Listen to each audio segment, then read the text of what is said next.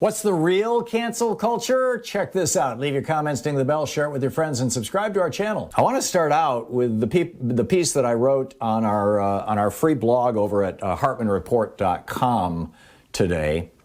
Every day I try to essentially summarize at least one of the things that I talk about on the show and put it on the blog, although I'm also doing these on Saturdays and Sundays.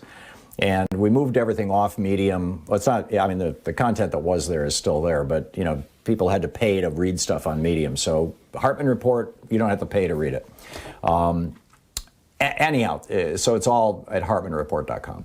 And the title of it is The Real Cancel Culture Scheme by Republicans Revealed.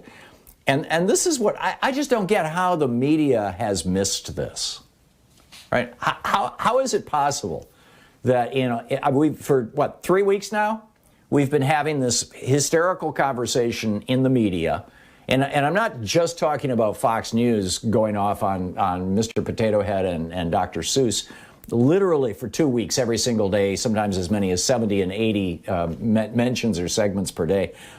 But right across, I heard it on NPR, right? What's up with Dr. Seuss? So, the media is all over this cancel culture thing, but how are they missing the real cancel culture that's actually happening right in front of our face? The Republicans just spent the last month trying to cancel any support to Americans, the tens of millions of Americans who have lost their jobs because of the way that Trump handled the COVID crisis, the pandemic.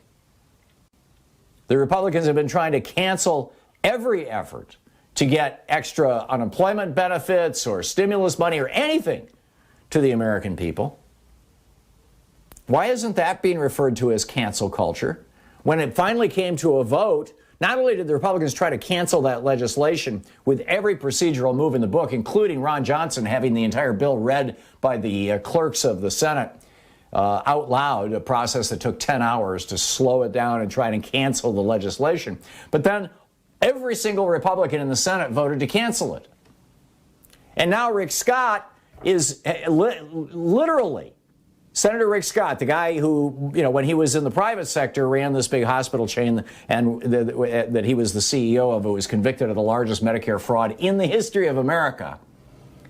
He took his hundreds of millions or millions of dollars that he made from that gig, basically bought himself a Senate seat in Florida. Well, first of all, bought himself the governorship and then ran for the Senate. Now he wants to be president. I guarantee you, Rick Scott is going to be in the Republican primary in 2023. You are going to see Rick Scott there. He's smart. He thinks he's good looking. He's bilingual. He speaks fluent Spanish. And he's got more money than God. And so anyhow, Rick Scott is reaching out to governors, Republican governors across the country saying, don't take any of that money. Weirdly, Ron DeSantis, the Republican governor of Florida, is going, what? I want that money.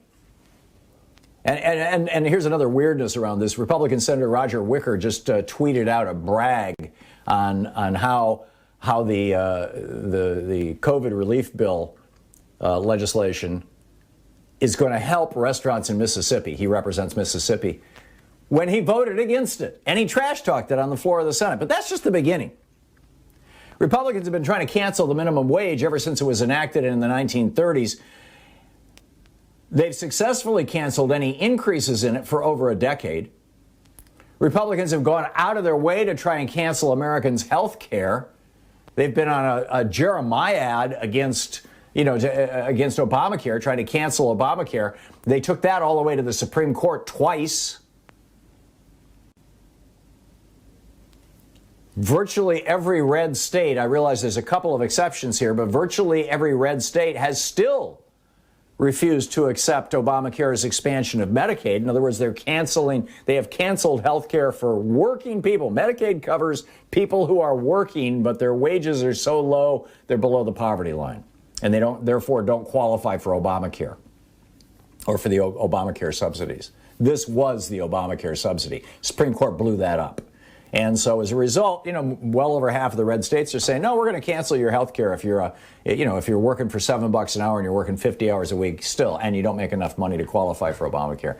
Tough luck.